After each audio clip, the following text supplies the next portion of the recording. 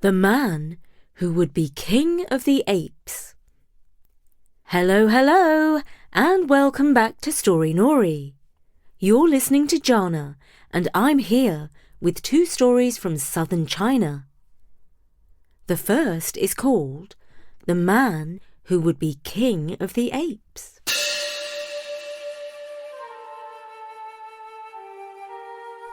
Once, in a quiet Chinese village, there lived a poor woodcutter called Wei. Wei was not very good at cutting wood, and his wife May often reminded him of this. "Wei, you've been gone all morning. Did the trees run away from you again?" she sighed, shaking her head. One misty morning, hoping to bring something home, anything, Wei wandered deeper into the forest than ever before, searching for wild mushrooms. But the forest was big and dark, and soon he was lost. Wei sat down beneath an ancient tree and folded his legs like the monks he had seen meditating. "I'll just rest a moment," he murmured, and promptly fell fast asleep. In the morning, a young ape looked down from a tree and spotted Wei. "See," he cried to the other apes, "our ancestor has returned."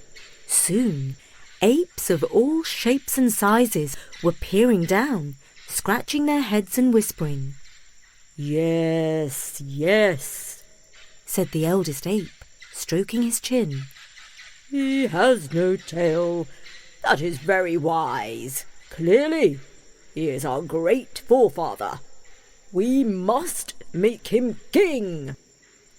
Before Wei knew what was happening, the apes lifted him high into the air and carried him through the forest, chattering and singing songs about their new royal ruler. Naturally, Wei was terrified. Perhaps they were going to sacrifice him, but there was nothing he could do. But the apes, far from meaning to harm him, only wanted to honour him, worship him even. They brought him to their home, an ancient, long-abandoned palace overgrown with vines. There they sat him on a throne made of stone. "Is this a dream?" thought Wei, as they crowned him with a wonky golden crown. The apes shrieked from the trees and jumped up and down on the branches.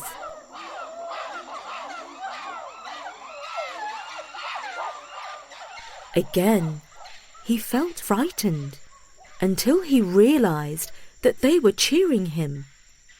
Next, smaller apes handed him golden goblets filled with coconut milk, and others brought bamboo trays piled high with fruits and nuts. They placed diamond rings on his fingers and hung gold ornaments around his neck.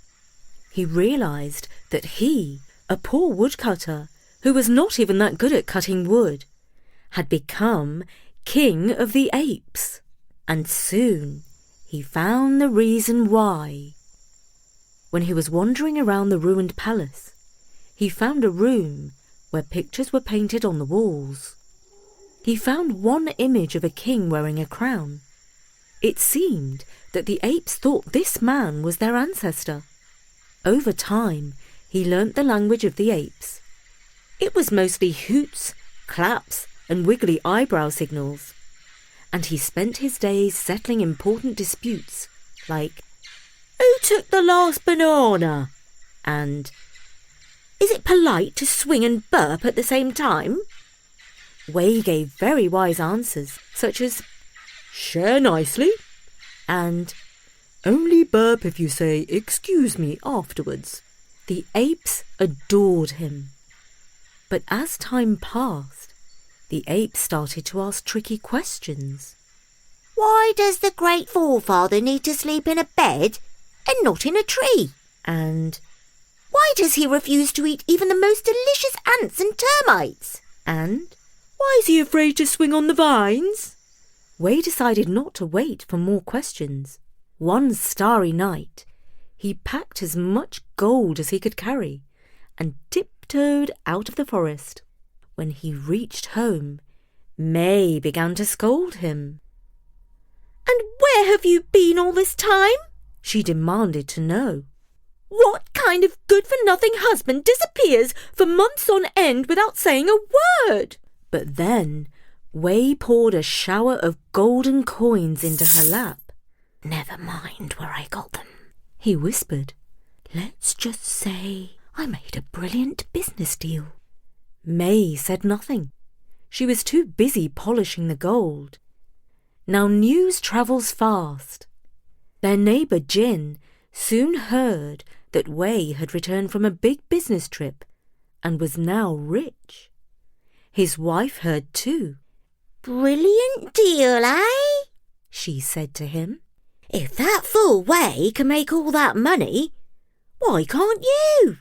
So every day, Jin asked Wei for the true story of how he became rich. Eventually Wei gave in and whispered the strange tale to him. He swore his neighbour to secrecy, but of course Jin told his wife, and his wife ordered him to hurry deep into the forest and to sit and meditate until the apes made him their king. The next day, Jin hurried off into the forest and did exactly what Wei had done. Before long, the apes spotted him. "Is this another ancestor?" asked a young ape. "No, that is not our ancestor. This is a cheeky imposter," an elder roared, "and he's come to trick us out of our gold."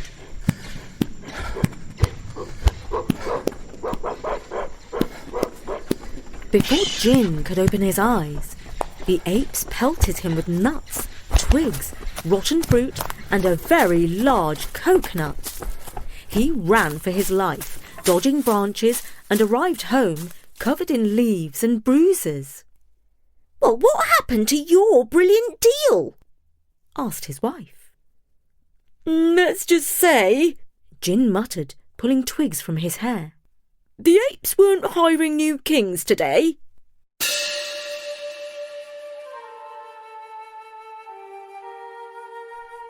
And that was the story of the man who would be king of the apes, an ancient tale from southern China. Coming up, we have one more story from China, and this one has a touch of romance. But first, here's a message from our friends at Kaboom! If your family loves Story Nori, you'll definitely want to explore Kaboom, the award-winning audio adventure podcast, bursting with incredible stories, amazing sound effects, and unforgettable characters. Each Kaboom episode is a standalone 20-minute adventure, perfect for quick family listening sessions. Recently, we've been diving into Step Wizards, where Miriam discovers her mum's new boyfriend is a wizard and must break the love spell he's cast. Kaboom will set your imagination in motion with plots, from uncovering a baby dragon in an attic to encountering aliens at summer camp, or facing a werewolf on prom night. With top-tier voice acting, cinematic sound design, and original artwork for each episode, Kaboom offers storytelling at its finest. Tune into Kaboom on Apple Podcasts, Spotify, YouTube, or wherever you get your podcasts. There are 3 seasons that you can binge now, and Season 4 is out now. New episode every Friday. Now, we have another Chinese story for you. You might think that this one is a little bit like a famous French fairy tale, one that's been made into a movie by Disney. See if you can spot which story I mean. It goes to show that similar stories somehow spring up all over the world. The Fairy Serpent.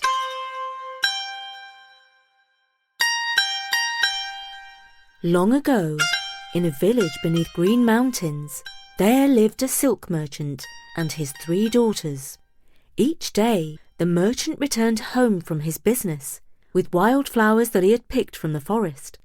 The girls put the flowers in vases and used them as inspiration for their embroidery, as they sewed peonies, lotuses and plum blossoms into silk cloths.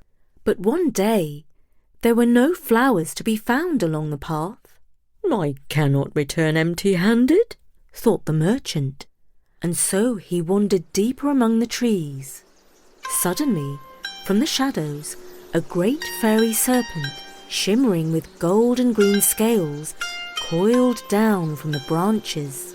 "Who dares enter my garden and pick my flowers?"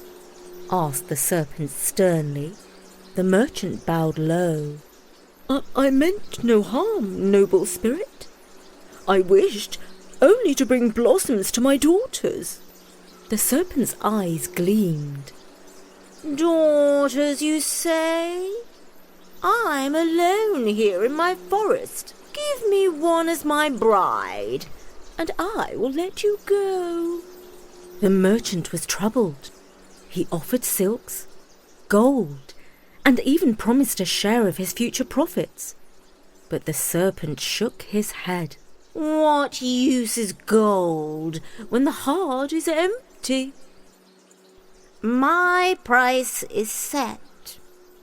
So, which is it to be? Your daughter's hand in marriage, or your life?"